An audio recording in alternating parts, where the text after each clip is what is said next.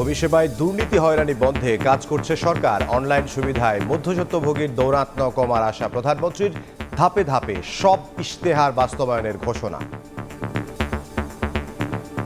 জমি ব্যবস্থাপনার ক্ষেত্রে অনলাইন সুবিধা নিশ্চিত করায় ভূমি অফিসগুলোতে মধ্যস্বত্বভোগীদের দৌরত্ব কমবে। পর্যায়ক্রমে দেশের প্রতিটি ইউনিয়নে এ ধরনের আরও ভূমি সেবা সহায়তা কেন্দ্র স্থাপনের পরিকল্পনা সরকারের রয়েছে।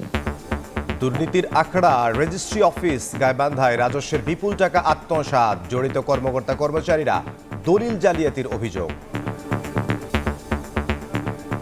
বালামে ওঠে নাই কি জন্য, তখন দেখে যে পে অর্ডারের টাকাগুলো ওরা আত্মসাৎ করছে। যখন দেখে খারিজ করবো তখন দেখি না আমার দলিলে হয় নাই। ওটা একজনকে পুলিশে দিলেন না। আমি যদি এই কর্মের সঙ্গে জড়িত হয়ে থাকি আমাকেই পুলিশে দিত। বিধি মোতাবেক মহাপরিদর্শকের নির্দেশনা মোতাবেক তার বিরুদ্ধে বিদ্রোহের মামলা দায়ের করা হয়েছে। দেখছিলেন প্রধান শিরোনাম। দুপুরের সময় সঙ্গে আছে আমি ইমদাদুল হক। এবার অন্যান্য শীর্ষ সংবাদ। যোগ্যতা না থাকলেও উড়াচ্ছেন বিমান। নীতিমালা ভেঙে পরীক্ষা। 13 জনকে পাইলট বানাতে নম্বর জালিয়াতি। আওয়ামী মন্ত্রী ও বিমান কর্তাদের যোগসাজশে নজিরবিহীন নিয়োগ কাণ্ড।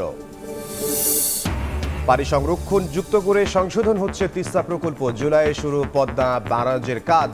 গঙ্গা চুক্তি নবায়নে নতুন বোঝাপড়া চায় ভারত। ধারাবাহিকতা রক্ষায় জোর বাংলাদেশের। সেপ্টেম্বর থেকে শুরু হতে পারে স্থানীয় নির্বাচন। আগে সিটি নাকি ইউপি নির্ভর করছে বরাদ্দের ওপর, জানালেন প্রতিমন্ত্রী।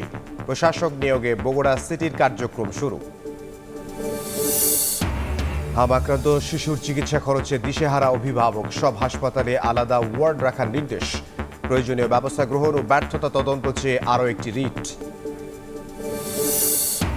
এবং ঢাকার বাইরে জমজমাট কোরবানির পশুর হাট। দাম নিয়ে মিশ্র প্রতিক্রিয়া। চাহিদার তুলনায় 20 লাখ বেশি মজুদ।